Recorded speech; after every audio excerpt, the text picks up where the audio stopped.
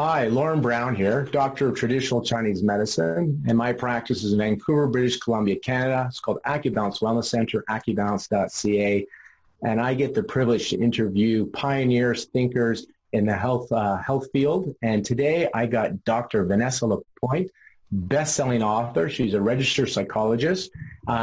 Today, Vanessa, when I got ready to leave my home to speak, I grabbed this from the night table. And my wife goes, "What are you doing with that book?" And I'm like, "I'm interviewing her today," which she thought was pretty cool. So Discipline Without Damage. And then her latest book, also available on Amazon, is Parenting, right from the start, laying a healthy foundation in the baby and toddler years. So best-selling author here, everybody. Vanessa, thank you very much for taking your time. She's also the founder of and director of the Wishing Star Lapointe Developmental Clinic here in Vancouver, British Columbia, Canada. Vanessa, I got some questions for you because I got some kids. Perfect. And some people tell me I still have a little kid inside of me. I heard about that. And I figured you may be the right person to help us with these questions and answers. Brilliant. You know, the first thing as a parent is we're so concerned about messing our kids up, which is why I bought your book, Discipline Without Damage, the first book. And I was thinking about it that, you know, I had to get a license to drive, but I didn't have to pass any test to become a parent. And we are able to really impact our children positively or negatively. And I thought with your experience and the work that you've done, if you were to write a manual, a parenting manual, what would you want us to know? You know, it's an excellent question. And really, we are doing the most important work when we bring children into the world and we seek to grow them up in the best possible way. And so it's a curious thing that nobody really tells us how to do that. And many of us find our way through that by a very steep and difficult learning curve. And so my whole thinking about this really goes back to the science of child development and also the heart and soul of child development. And if we as parents were really to go after this in a way that honored naturally who children are, I think there would probably be three core pieces to that owner's manual, if you will. The first would be that every parent everywhere really understood how central and important attachment, relationship, connection is to the raising up of human beings. We are a social species. And so our children come into the world and they know, if you've ever been present at the birth of a newborn baby, you will know that the very first thing they do when they get their eyes open is seek to find your eyes. And as soon as they find your eyes, it becomes the most interesting thing in the universe. And if you've ever been on the receiving end of the eye gaze of a brand new little baby, you will know that that does something to you. It changes neurochemically and emotionally so much of what's happening on the inside of you, and thus begins the dance of the parent-child relationship, the attachment dance. Now, we know that attachment and everything about how that plays out from now to the end of time is going to be the most important thing for the child to grow up in the best possible way. So that would be the first thing, that we would really want to make sure that parents understood what attachment was and the foundational importance of attachment to the healthy growth and development of children. The second thing would be that parents understood that development was real. You see, so much of our historical approach to parenting has been that we take kind of the expectation that we have of ourselves as adults, and by downward extension, we apply those expectations to our children. What do you mean you can't sit through dinner? What do you mean you can't be kind to your sibling? What do you mean you're upset in a public space about something that hasn't worked out for you? And so we expect all of these things of our children who, by definition, are immature, who, by definition, have as yet underdeveloped brains. And so they aren't going to be able to emulate the things that we might expect of ourselves as adults. And so that would be the second thing, that we understand that development is real and that we do not make our children wrong for being the very people that they are. And then the third thing, which is the thing that's probably the biggest, and in being the biggest, perhaps the most challenging to wrap one's mind around. The third thing is that when you're raising up a human being in the form of the child that you've brought into the world or that you've brought into your home, you are, more importantly, raising yourself up. And every bump and challenge and aggravating moment that happens with your children is actually happening for you rather than to you. And there is gold to be mined from every single one of those moments because you are being given a gift, the most spectacular opportunity to become the fullest, best version of yourself. And I got to tell you, there is nothing like becoming a parent to bring you to your knees and have you desiring to become a better version of yourself. Attachment, development, personal growth. Can we talk a little bit about each of those?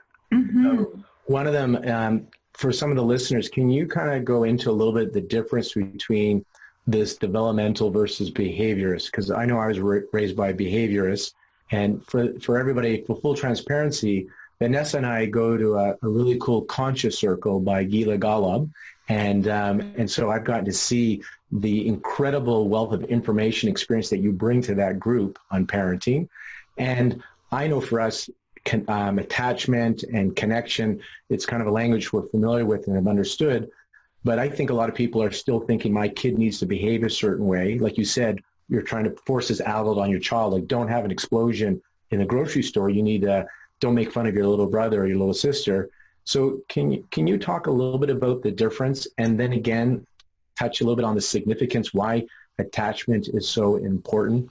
And so by and large, most of us would have been raised by behaviorists because that has been, and I would suggest continues to be, the popular parenting culture of the day and has been for generations past. Behaviorism in and of itself is really focused as a theory and also as a parenting approach on the external.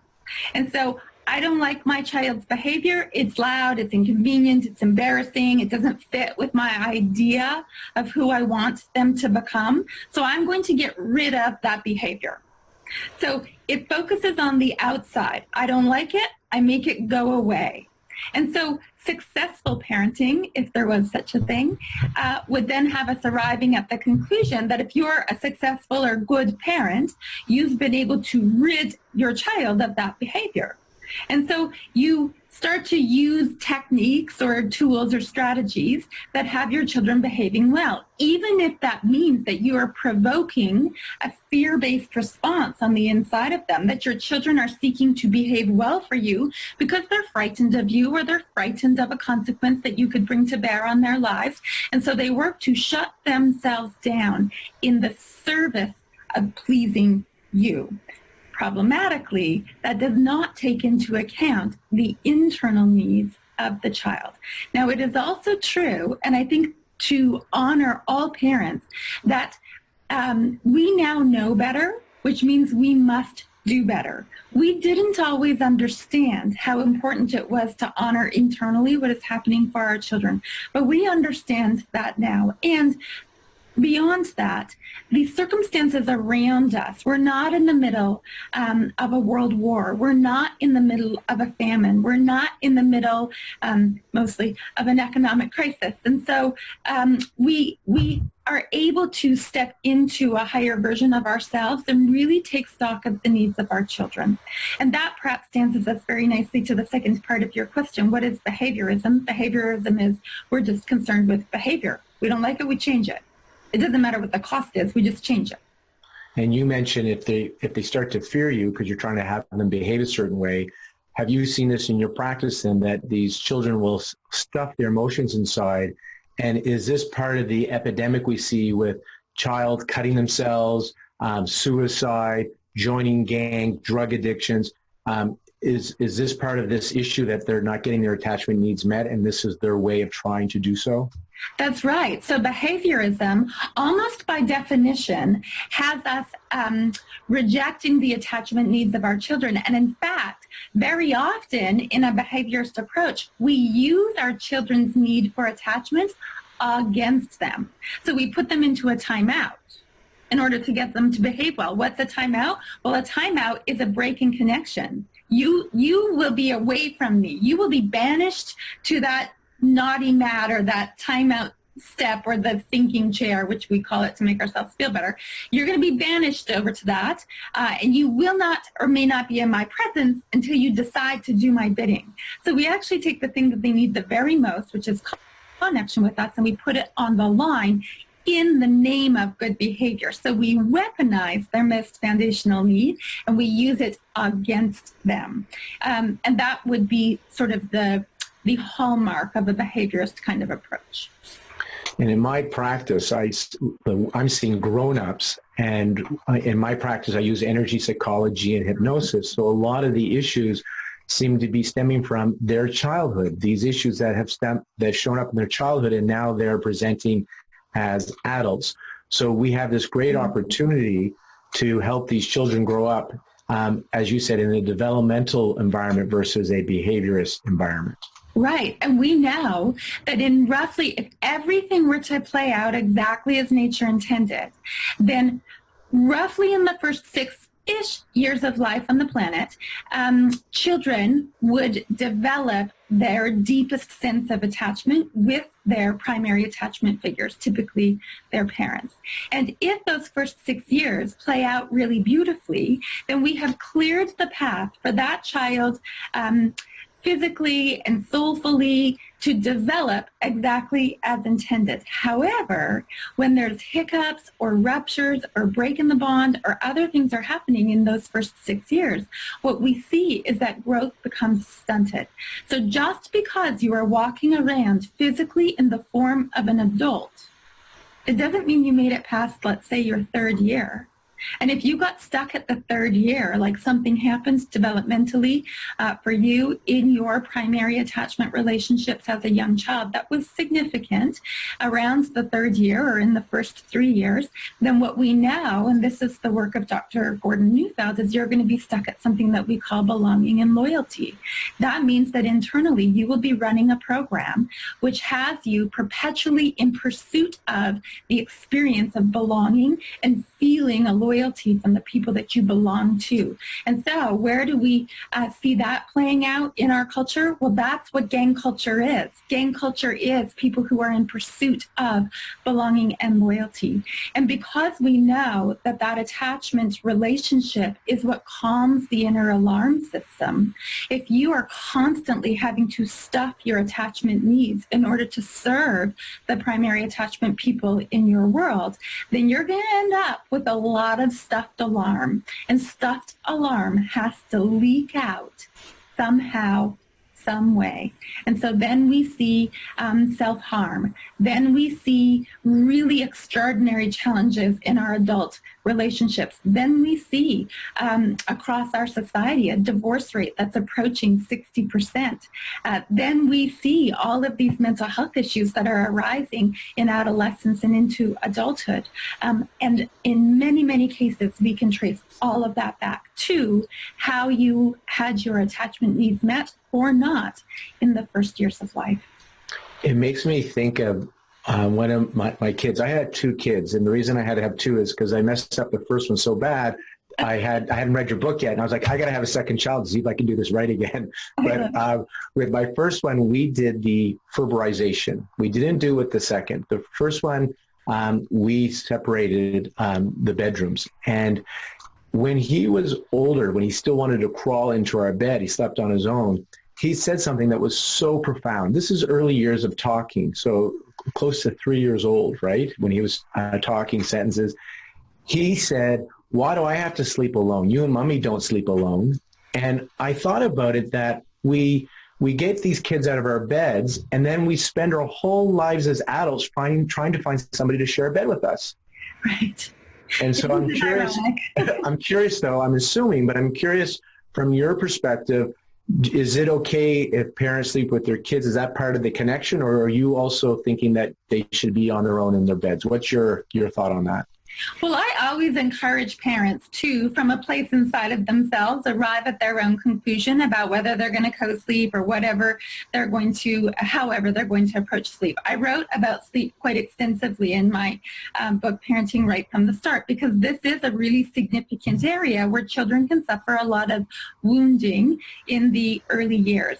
And when you look cross-culturally at how the rest of the world handles sleep, we're actually in the minority of being sort of the few like weirdos who don't co-sleep with our children. That there's a lot of other cultures, most culture across the world has some kind of allowance for togetherness in sleep. And in having worked coming up on 20 years now with children as a child psychologist, I will tell you that the moments leading up to sleep and the moments when a child is just coming up out of sleep are emotionally their most vulnerable periods of the day.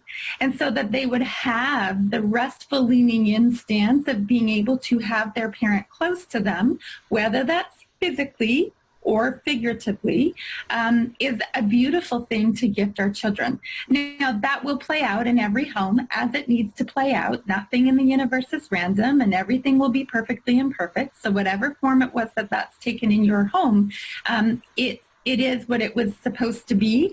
And I invite parents to go from the inside in their decision making about that, because we have a lot of misinformation in our popularized culture around parenting when it comes to sleep.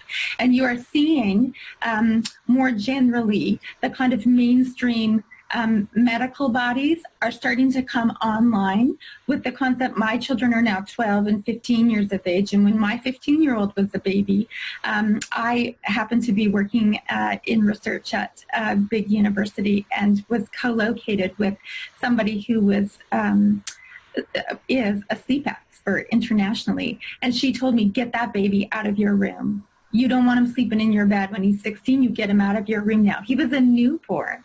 And that was the medical line at that point in our history. So that's only 15 years ago. And now our national pediatrics body is saying that babies need to in room with their parents for at least the first 6 months of life. You know, my wife and our experience was, our attitude was that this won't last forever. Maybe 10 years they'll want to sleep with us, crawl into our bed. So let's enjoy it while it can, because it goes fast. And guess what, everybody? It went really fast. We just had we had the attitude like, we have 2 boys. I don't know of any boys that, because we weren't worried about potty training quickly. I said, I don't think my son's going to walk down the aisle in diapers. I think my son's going to be able to talk. And I also think my son will want to sleep in his own bed by the time he's ready to leave the nest. And so that was our attitude. Thanks for answering that question, because I know for the listeners, some people go, what is the sleep idea? And so yeah, it comes up very regularly. And I think there's something in that, that we approach so much of parenting from a fear-based place.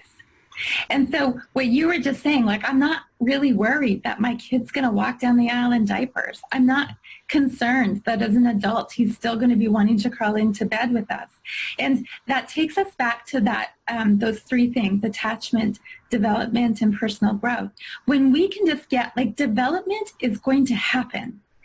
Just try and stop it. It's a powerful force. And so our job as big people is to really trust in that force, watch the magnificence of it as it all unfolds, and seek to create conditions around our children that are optimal for development, rather than constantly fretting that something's not on track. So this gives me a follow-up question when you listen to 3. Why is it that we have these children, and for the most part, we really love these children, these babies, and yet they find a way to, and you can feel guilty later, but to trigger us, almost bring us to our knees. And I'm curious, what's your thoughts on this? That's something that you can love so much and do so much for, and then it comes back to you where you're like, will they get you? Why? Why is that? Well, there's 2 things. The first is to land on something that we talk about often in our consciousness community, which is that all relationship is here to help us grow. None of it's here to make us happy. We think we have babies and bring children into our lives so we get to be happy and live out the dream. That's not why. Relationship doesn't exist to make us happy. Relationship exists to allow us to grow. And here's the challenging part of the parent-child relationship. The challenging part of that is you've actually experienced that relationship before. You see, when you were an infant, a toddler, a preschooler, a young child, you for the very first time got to experience the intimacy of relationship in the form of the parent-child relationship. And one of the things that Dr. Daniel Siegel says, who's an American psychiatrist who does a lot of writing about parenting and what he calls interpersonal neurobiology, he says the environment creates the mind, and then the mind creates the environment. And so as a young child, you experienced the intimacy of the parent-child relationship. That relationship was your environment. It formed your mind. And now you have grown up and become an adult who has brought a child into the world. And for the second time in your life, you get to re-enter the intimate space of the parent-child relationship, this time in the physical form of parent, but the internal form of child who did not get all of their needs met when they were first growing and developing exists within you. And so your baby who won't sleep, and it just inspires in you this irritation or this fear or this upset or this feeling of being angsty, like it's never going to work out. That's not actually your grown-up self that's feeling that way. That's your small little child self inside of you who in turn perhaps didn't get their needs met around sleep and attachment when they were young. And so all of those things come to revisit us in really tangible, palpable ways because we've re-entered the space of the parent-child relationship and we get to experience it all anew. It's an opportunity for growth in the most spectacular way. So when we're losing our mind with our partners, colleagues, or our children, we are regressed into this childhood where its attachment needs to get met. And you're suggesting we can change our perception and look at this as our opportunity to grow ourselves up. Yeah, because last I checked, children don't do a great job of raising other children. And so if you find that you're constantly in a triggered state, you're going to really struggle being in the lead of your child. And because it's such a palpable struggle, as you work to grow your children up, and for our children, we often will have just this outpouring of love, this outpouring of empathy or ability to see them for who they really are outside the triggered moments. We can really feel that and see them for who they really are. And in the seeing of our children, the ones we burst into the world, we actually get to see our inner children. We get to grow ourselves whilst we grow our children. And that's the gift of parenthood. I love this. Now, I have a question about the discipline, because you know your first book, Discipline Without Damage, and again, I just got to say, fantastic, the latest book, so everybody check this out on Amazon. Both are available. So people sometimes take things literal, and you know, in Chinese medicine, there's this yin-yang theory, and so everything's relative. And I'm sure some people may want to say, oh, so to attach with my child, then it's a free-for-all. They get what they want because they got to feel loved and get what they want. I know you're not saying that. So my specific question on that is, where's the line with discipline? Like if a child is doing behavior, we're not trying to be behaviorists, we're trying to be developmentalists, because by being developmentalists, my understanding is we can help grow up mature adults that are good contributing citizens of the world. Yeah. And so, but my child's behavior is like out of control. And so how do I get them to change? How do I help them to develop? How do you do this discipline without damaging them? How do I be a developmentalist, not a behaviorist? Because my instinct would be to yell and put them in the corner, right? Right. So can you address this part about discipline? Yes. A lot of people get very concerned when they hear me talk about this approach to raising up our children, and also in particular when it comes to discipline and behavior, that I'm saying like we just all have a big group hug and we just work to make our children happy all the time and to smooth the path and pave the way and not upset anything and have it all be just so. And that would be horrible. That's what I call the flowery meadows approach to parenting. You know, like you just like release them to the flowery meadows and watch them blossom. It's not going to end well. That's like we tried that at one point in our history and it went very badly.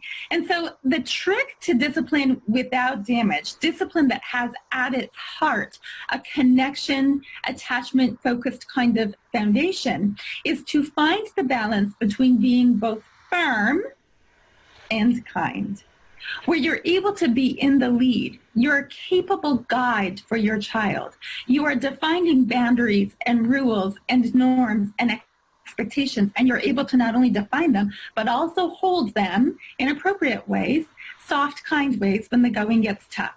The difference between behaviorism and what I'm talking about is that you equate or you come up with the firmness, whatever the boundary is, whatever the rule is, whatever the norm is, whatever the expectation is, you come up with that based on the child's developmental level, not their age, their developmental level, because I have two children cut from the same cloth. They could not be more different, which meant that the expectations for one at a different stage in life were very, very unique to those that I would have had for his brother at that same age and stage. And so you calculate what you're being firm about based on that individual child and their developmental level, and then you match that level of firmness with a huge dose of kindness. I talk about what I call the parenting mountain. And to stay at the peak of the mountain, it's a very sort of precarious peak. And the slope down the mountain either side is quite steep. And so you must find a way to be balanced in order to sit at the peak of the mountain. And the balance that keeps you at the peak of the mountain is firm and kind at the same time. Now, if you talk to parents, what you will often find is that we choose typically a co-parent, somebody that we bring children into the world with, that tends to live on one side of the mountain while we live on the other side. So usually, whether they're two parents under the same roof or two parents under different roofs, one parent will identify as Mr. and Mrs. Firm, whilst the other parent identifies as Mr. and Mrs. Kind. And you see, if you get too big with your firm and you've lost that soft kindness, you roll down that side of the mountain. You're no longer balanced, and you become a bully.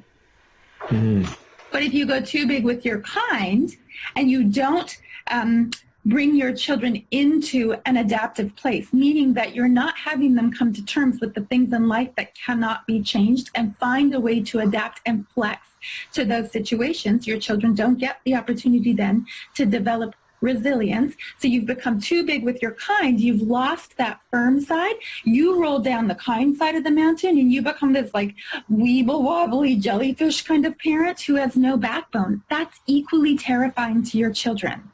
So bully on the one hand, jellyfish on the other, neither works for kids. We must find our way back up so that within each of us as parents, we have firm and kind operating in equal dose at the same time. I love it. So again, Vanessa, thank you so much for coming on here and sharing some parenting tips. You can check out more about Vanessa. Her website is drvanessalapointe.com. On Amazon, you can get copies of her book, and she has her clinical practice in Vancouver, BC. So many great people living in this city, and I get to find them. So now it's Vanessa Lapointe. And we mentioned a good friend of ours, Gila Golub. Her website is gilagolub.com if you're interested in this consciousness circle, which is fantastic. And I hope we can have you back on again, because where were you when my kids were really young? However, I did have this, which was a savior. And I'm reading these books again. Why? Because of that idea that I have this inner child in me. So as I read this about babies and toddlers, I get to understand my childhood, and now I get to grow that up so I can be a functioning, conscious adult. So these books, what do you usually say? If you have a child or if you've been a child, then these books are for you? That's right. If you have a child, if you're thinking of having a child, or if you've ever been a child. These are for you. All right. Dr. Vanessa Lapointe, thank you very much. Thank you very much.